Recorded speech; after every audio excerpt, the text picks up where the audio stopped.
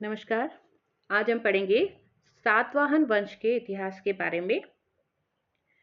सबसे पहले पढ़ेंगे कि सातवाहनों की उत्पत्ति कैसे हुई।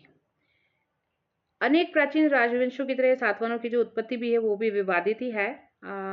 सातवाहन शक्ति का जो केंद्र था वो महाराष्ट्र में प्रतिष्ठान यानी पैठण जगह था, जो कि एक प्रमुख व्यापारिक नगर भी था। साधारणतः ये माना जाता है कि सातवाहनों का जो उद्गम स्थल है वो आंध्र प्रदेश था, परंतु बाद में वे गोदावरी तटी नदी के तट के साथ साथ बढ़ते हुए पश्चिम में केंद्रित हो गए और मौर्य साम्राज्य के पतन का लाभ उठाकर इन्होंने भी एक शक्तिशाली राज्य की स्थापना कर ली और इसी वजह से ये आंध्र सातवाहन के नाम से विख्यात हुए हैं।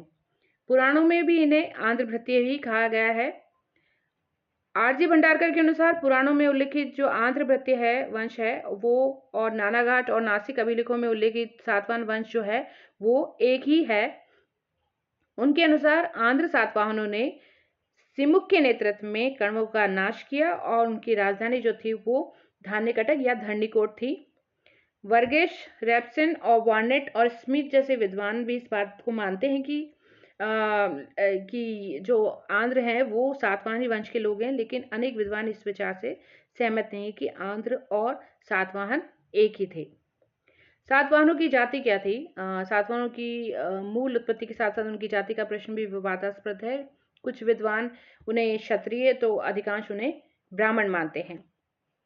नासिक अभिलेख में गौतमीपुत्र शातकर्णी को क्षत्रियों के झूठे मान और गौरव का दमन करने वाला कहा गया है। इससे सातवाहनों के क्षत्रिय होने की बात जो थी वो निराधार प्रतीत होती है। गौतमीपुत्र को एक ब्राह्मण अर्थात अद्वितीय ब्राह्मण कहा गया है। भंडारकर इस शब्द का अर्थ ब्राह्मणों का एकमात्र रक्षक मानकर सातवाहनों को क्षत्रिय मानते हैं, परंतु अनेक विद्वानों ने सातवाहनों को ब्राह्मण ही माना है और सातवाहनों ने ब्राह्मण धर्म की जो पुनर्स्थापना की उससे भी इस तर्क को बल मिलता है। अतः उपलब्ध प्रमाणों के आधार पर सातवाहनों को ब्राह्मण ही माना जाता है कि सातवाहन ब्राह्मण जाति के ही थे। सातवाहनों का राजनीतिक इतिहास। सातवाहनों के राजनीतिक इतिहास की जो जानकारी है वो अभिलेखीय साक्ष्यों और साहित्यिक सोर्स से होती है और अनेक विद्वानों के अनुसार सातवाहनों की शक्ति का उदय अशोक की मृत्यु के बाद तीसरी शताब्दी में ही हुआ, जबकि अनेक विद्वान ये मानते हैं कि ईसा पूर्व प्रथम शताब्दी के तीसरे चरण में ही सातवाहनों की शक्ति का उदय हो चुका था और इस तर्क के अनुसार शुंगों की शक्ति का नाश करके सातवाहनों ने 75 ईसा पूर्व में सत्ता हासिल कर ली थी। पुराणों के अनुसार कण्वों का अंत भी सातवाहनों ने ही किया। कण्वों ने 30 ईसा पूर्व तक शासन किया था। आरंभिक जो सातवाहन शासकों की जो तिथियां हैं वो बहुत पूरी तरीके से स्पष्ट नहीं है, लेकिन तीसरी शताब्दी के प्राप्त जो अभिलेख हैं उनके आधार पर अनुमान लगाया गया है कि अशोक की मृत्यु के बाद ही सातवाहन दक्षिण की राजनीति में सक्रिय हुए और उन्होंने एक शक्तिशाली राज्य की स्थापना की। सातवाहन शासकों के बारे में पढ़ेंगे। सबसे पहले सिमुक के बारे में। सातवाहनों की शक्ति को स्थापित करने वाला पहला राजा जो था वो सिमुक था और उसकी तिथि जो है वो 60 से ईसा पूर्व से 37 ईसा पूर्व तक मानी जाती है। 60 से 37 ईसा पूर्व तक मानी जाती है। पुराणों के अनुसार सिमुक ने ही अंतिम रूप से शुंग और कण्वों की सत्ता को समाप्त किया था और पुराणों के अनुसार सिमुक ने 23 वर्ष तक शासन किया और धर्म में उसकी बहुत रुचि थी। उसने अनेक जैन और बौद्ध मंदिरों और चैत्यों का निर्माण कराया, परंतु वह अपने शासन के दौरान एक दुष्ट और अत्याचारी शासक बन गया था, इसलिए उसकी हत्या कर दी गई थी। उसके बाद बना कृष्ण, जो सिमुक का जो उत्तराधिकारी था वो कृष्ण बना, जिसे कान्हा भी कहते हैं। वह गद्दी पर बैठा। पुराणों के अनुसार उसने 18 वर्षों तक राज किया, परंतु उसकी जो ज्ञात तिथि है उसमें सिर्फ 10 वर्षों के शासन का प्रमाण मिलता है, जो कि 37 से 27 ईसा पूर्व तक की थी। उसने नासिक तक सातवाहन शक्ति का विस्तार किया और नासिक में उसका एक गुफा लेख भी मिलता है, जिससे मालूम चलता है कि ब्राह्मण होते हुए भी कृष्ण जो था वो बौद्धों के प्रति उदार था। उसके बाद शातकर्णी प्रथम गद्दी पर बैठा। वह सिमुक का पुत्र, इतिहास में मिलता है कि वह सिमुक का पुत्र या भतीजा था, यानी कृष्ण का पुत्र था। इसका शासनकाल 27 ईसा पूर्व से 17 ईसा पूर्व तक था। उसने अपनी साम्राज्य की सीमाओं का विस्तार किया और मालवा के आसपास के प्रदेशों को जीता। उसने अश्वमेध और राजसूय यज्ञ और दक्षिणापतिपति की उपाधि धारण की। अपनी स्थिति को मजबूत करने के लिए उसने अमेय वंश की राजकुमारी नैनिका से विवाह किया। नैनिका के नानाघाट लेख में उसकी महानता के कार्यों का उल्लेख मिलता है। इस अभिलेख में उसे शूरवीर, दक्षिणापथपति और अप्रतिहत चक्र कहा गया है।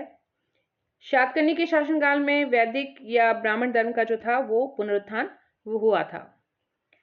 सातवाहन शक्ति का पतन शातकर्णी प्रथम के बाद जो सातवाहन शक्ति थी थोड़ी कमजोर पड़ने लगी। उसके बाद जो भी सातवाहन शासक बने वो सभी नाम मात्र के शासक थे और इस अवधि में शकों ने महाराष्ट्र के कुछ भागों जैसे कोंकण, इसके अलावा मालवा और काठियावाड़ पर अधिकार कर लिया था। महाक्षत्रप जो नहपान था उसने सातवाहनों की शक्ति को नष्ट कर दिया था। सातवाहनों का 17वां राजा जो था हाल, जिसका शासनकाल रहा, ये कई बार कंपटीशन एग्जाम में पूछा हुआ है, 20 से 24 ईसा पूर्व था, जो कि एक विद्वान और कवि के रूप में फेमस हुआ था। उसके समय में थोड़ी सी साहित्यिक प्रगति हुई थी और हाल ने प्राकृत में गाथा सप्तशती की रचना की। ये कई बार कंपटीशन एग्जाम में पूछा हुआ है हाल की रचना के बारे में, जिसमें ग्राम्य जीवन की झांकी देखने को मिलती है। वृत्त कथा का रचयिता गुणाढ्य भी इसी के शासनकाल का था, इसी का समकालीन था। हाल के शासनकाल के दौरान भी शक सातवाहन संघर्ष चल रहा था और इस संघर्ष ने सातवाहनों की शक्ति को लगभग नष्ट कर दिया था। नहपान और उसके दामाद ऋषभदेव ने महाराष्ट्र पर अधिकार कर लिया। उसके बाद हुआ गौतमीपुत्र शातकर्णी और सातवाहनों का फिर से पुनरुत्थान हुआ।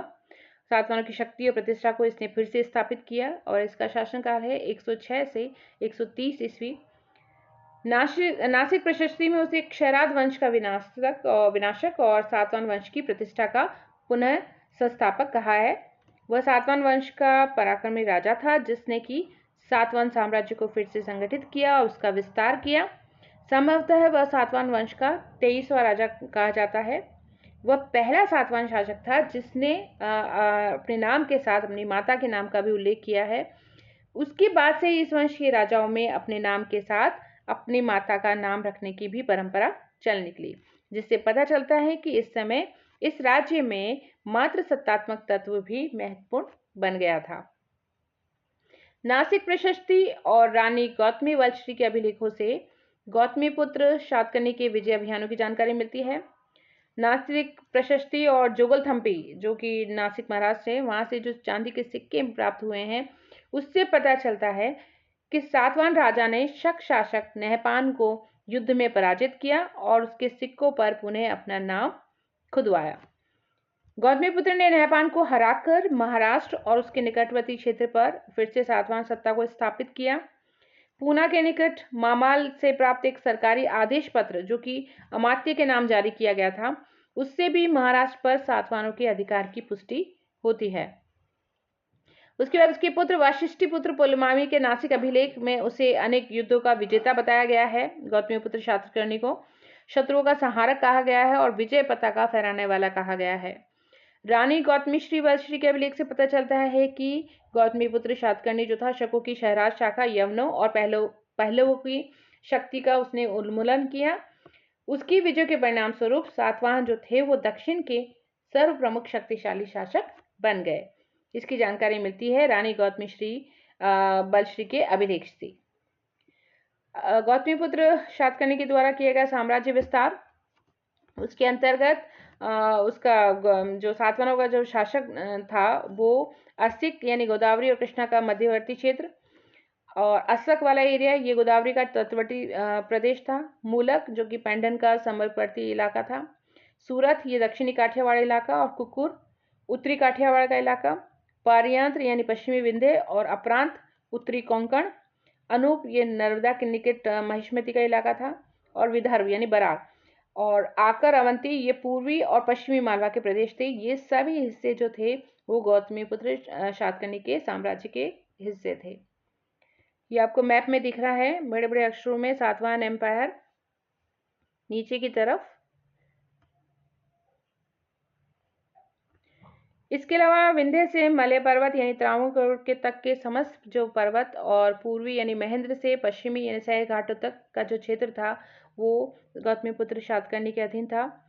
गौतमीपुत्र शातकर्णी ने पश्चिम के मालिक और प्रतिष्ठान के मालिक की उपाधियां धारण की। ये कई बार कंपटीशन एग्जाम में पूछा हुआ है। वो एक महान योद्धा और विजेता के साथ साथ साम्राज्य निर्माता था, प्रजा के हितों का रक्षक था और वह योग्य व्यक्ति को आश्रय देता था और अपराधियों से भी वो मानवतापूर्ण व्यवहार करता था, यानी नेचर का बहुत अच्छा उदार व्यक्ति था। उसके प्रशासन का मुख्य उद्देश्य जनता को राहत पहुंचाना था, इसलिए उसने न्याय व्यवस्था पर समुचित बल दिया और जनता पर मनमाने करों का बोझ नहीं डाला। वो एक महान समाज सुधारक भी था। उसने चतुर्वर्णों में पाई जाने वाली कुरीतियों को भी दूर किया। उसके समय में ब्राह्मण धर्म का पुनरुत्थान हुआ। अपने शासन के 18वें वर्ष में उसने नासिक के पास पांडुलेन में एक गुफा गृह बनवाकर उसका दान भी किया। अपने शासन के 24वें वर्ष में उसने कुछ साधुओं को भूमि भी दान में दी थी। उसके बाद वशिष्ठ पुत्र पुलमामी गद्दी पर बैठा, जिसका शासनकाल हुआ 130 से 154 ईस्वी तक। पुराणों में इसका नाम पुलोमा शातकर्णी और टोलेमी के विवरण में सिरा पोलमेयस के रूप में इसका नाम मिलता है। मुद्राओं और नासिक कार्ले और अमरावती अभिलेखों में इसका नाम मिलता है। इसने भी साम्राज्य का विस्तार किया और आंध्र क्षेत्र में सातवाहनों की शक्ति का प्रसार इसी के समय हुआ था। चूंकि आंध्र प्रदेश में इसके सिक्के मिले हैं, इसी से इसकी जानकारी मिलती है। कान्हारी अभिलेख के अनुसार उसने शकों के साथ मैत्रीपूर्ण संबंध बनाए रखने के लिए शक महाक्षत्रप रुद्रदामन प्रथम की पुत्री से विवाह किया, किंतु फिर भी इसके बावजूद दोनों वंशों का जो संबंध था वो सौहार्दपूर्ण नहीं रह सका था। पुलमाई को रुद्रदामन ने 2 बार हराया। वाशिष्ठी पुत्र पुलमाई ने सातवाहनों की शक्ति और प्रतिष्ठा को बनाए रखने की पूरी कोशिश की। उसने भी महाराज और दक्षिणापथेश्वर की उपाधि धारण करी। उसने सामुद्रिक व्यापार को बढ़ावा दिया और अमरावती के स्तूप का विस्तार किया। पुलमाई के उत्तराधिकारी और उसके बाद उसका साम्राज्य का विघटन कैसे होने लगा। पुलमाई के उत्तराधिकारी शिवश्री पुलमा और शिव स्कंद शातकर्णी दोनों ने करीबन 10 साल तक शासन किया और उसके शासनकाल में कोई महत्वपूर्ण घटना नहीं घटी। लगभग 165 ईस्वी में यज्ञश्री शातकर्णी गद्दी पर बैठा। ये सातवाहनों का अंतिम महान शासक माना जाता है और इसने 195 ईस्वी तक राज्य किया। उसने अपने वंश की प्रतिष्ठा को बनाए रखा और उसने रुद्रदामन के उत्तराधिकारियों से उत्तरी कोंकण वाला हिस्सा छीना और महाराष्ट्र और आंध्र पर अपना प्रभाव बनाए रखा। शकों के आपसी संघर्ष का लाभ उठाकर यज्ञश्री शातकर्णी ने कर्दमक शंको जो शक थे उसके उत्तरी कोंकण और नर्मदा घाटी पर अधिकार कर लिया। उसका अधिकार क्षेत्र बंगाल की खाड़ी से अरब सागर तक फैला हुआ था और शकों के समान उसने भी रजत मुद्राएं चलाई। उसके कुछ सिक्कों पर जहाज के चित्र मिलते हैं। ये कई बार कॉम्पिटिशन एग्जाम में पूछा है, किसके सिक्कों पर जहाज के चित्र मिलते हैं। यज्ञश्री शातकर्णी के, जिससे उस समय की सामुद्रिक गतिविधियों के महत्व का पता चलता है। यज्ञश्री शातकर्णी के बाद के शासक जो जितने भी थे सातवाहन के, वो अयोग्य निकले और सातवाहनों की शक्ति कमजोर पड़ते ही नई शक्तियों का उदय होने लगा, जिन्होंने सातवाहनों के विभिन्न भागों पर अधिकार करना शुरू कर दिया। उत्तर पश्चिम में आभीर आ गए, दक्षिण में चट्ट और आंध्र में इक्ष्वाकुओं का उदय हुआ। दक्षिण पूर्व में पल्लव और मध्य प्रदेश में वाकाटकों ने अपनी शक्ति को बढ़ा लिया था। 3री शताब्दी में आभीरों के उदय ने सातवाहनों की शक्ति को बहुत आघात पहुंचाया। आभीरों के राजा थे ईश्वर सेन। उसने सातवाहनों से उत्तरी पश्चिमी जो महाराष्ट्र वाला हिस्सा था वो छीन लिया। शक सातवाहन संघर्ष में भी सातवाहनों की शक्ति को आघात पहुंचा। परिणाम स्वरूप सातवाहनों का जो राज्य था वो बरार, पूर्वी दक्षिण और कन्नड़ प्रदेश तक ही सीमित रह गया। बाद में इक्ष्वाकुओं और पल्लवों ने सातवाहनों को पूरी तरह से नष्ट कर दिया और 3री शताब्दी के मध्य तक सातवाहनों की राजनीतिक शक्ति जो थी वो पूरी तरीके से समाप्त हो चुकी थी। सातवाहन शासन का क्या महत्व था। सातवाहनों ने प्रशासनिक व्यवस्था को मजबूत किया और सामाजिक आर्थिक व्यवस्था को व्यवस्थित किया। इसके अलावा धर्म, कला, कौशल, शिक्षा, भाषा और साहित्य का विकास सातवाहन काल में हुआ। प्रशासनिक तौर पर जो सातवाहन जो थे वो राजतंत्रात्मक व्यवस्था के पोषक थे। इस समय राजा का पद जो था वंशानुगत था। राजा राज्य का सर्वोच्च प्रशासनिक अधिकारी होता था। राजा के अधिकार असीम थे, लेकिन राजा निरंकुश नहीं था, बल्कि प्रजा की सुख सुविधा का पूरा ध्यान रखता था। सातवाहन शासकों ने धर्मशास्त्रों में वर्णित राजधर्म और वर्णाश्रम धर्म के पालन पर विशेष जोर दिया। कुषाणों की तरह ही सातवाहनों ने भी राजत्व को देवत्व के साथ जोड़ने का प्रयास किया और उन्होंने अपनी तुलना राम, भीम, केशव और अर्जुन जैसे देवताओं और महापुरुषों के साथ की। सातवाहन प्रशासन की एक विशेषता यह भी है कि उनके अंतर्गत मात्र सत्तात्मक तत्व जो था वो ज्यादा मजबूत था। राजा को प्रशासन में मदद के लिए सचिव और अमात्य होते थे। सचिवों और अमात्यों के अलावा महाभोज, महासेनापति, भांडागारिक, गौलमिक जैसे पदाधिकारियों का उल्लेख मिलता है। प्रशासनिक सुविधा की दृष्टि से संपूर्ण जो साम्राज्य था वो आहारों में विभक्त था, जिन पर अमात्य शासन करते थे। आहार फिर गांवों में विभक्त था। ग्राम प्रशासन गौलमिकों के पास था। स्थानीय स्वशासन में नगर सभा, ग्राम सभा, निगम, ये इन सब की महत्वपूर्ण भूमिका थी। कटक और स्कंदवार जो थे वो सैनिक शिविर और अस्थायी प्रशासनिक केंद्र थे। सातवाहनों ने पहली बार भूमि अनुदान की प्रथा चलाई और भूमि दान जो था वो बौद्धों और ब्राह्मणों को समान रूप से दिए गए। इन्हें कर मुक्त भूमि प्रदान की गई और इन्हें दी गई भूमि में राजकीय पदाधिकारियों और पुलिसकर्मियों का प्रवेश वर्जित कर दिया गया, जिसकी वजह से ऐसा हुआ कि जो ये दान प्राप्त करने वाले व्यक्ति थे वो स्वायत्ता प्राप्त बन गए और इस व्यवस्था ने ही राजा की स्थिति को कमजोर बना दिया आगे चल के, और वहीं सामंतवादी व्यवस्था के विकास को प्रश्रय भी मिला। सातवाहनों ने मौर्य प्रशासन के कुछ तत्वों को कायम रखा, साथ ही इन्होंने अनेक नए तत्व भी इसमें समाविष्ट किए। सामाजिक जीवन सातवाहनों का, सातवाहन शासकों ने उत्तर भारत में प्रचलित जो ब्राह्मण व्यवस्था के अनुरूप ही वर्ण व्यवस्था और आश्रम व्यवस्था के पालन पर जोर दिया। चारों वर्णों के अलावा व्यवसाय के आधार पर अनेक वर्णों का उदय इस वर्ग में हुआ। व्यवसाय के आधार पर भी समाज 4 वर्णों में विभक्त था। पहली श्रेणी में राज्य के प्रमुख पदाधिकारी जैसे महाभोज, महारथी, महासेनापति थे। दूसरी श्रेणी में अमात्य वर्ग, महामात्र, भंडागारिक थे। और अगले वर्गों में जैसे वैद्य लोग थे, लेखक थे, स्वर्णकार, कृषक इत्यादि को रखा गया। गंधिक भी समाज में महत्वपूर्ण स्थान रखते थे और सबसे निम्न श्रेणी में मालाकार, बढ़ई, लुहार, मछुआरे, इस तरीके के लोग आते थे। समाज की प्रमुख इकाई कुटुंब थी, जिसका प्रधान कुटुंबिन होता था। पितृसत्तात्मक समाज होने के बावजूद सातवाहनों में मातृ सत्तात्मक तत्व प्रबल था। इससे समाज में स्त्रियों की प्रतिष्ठा थी।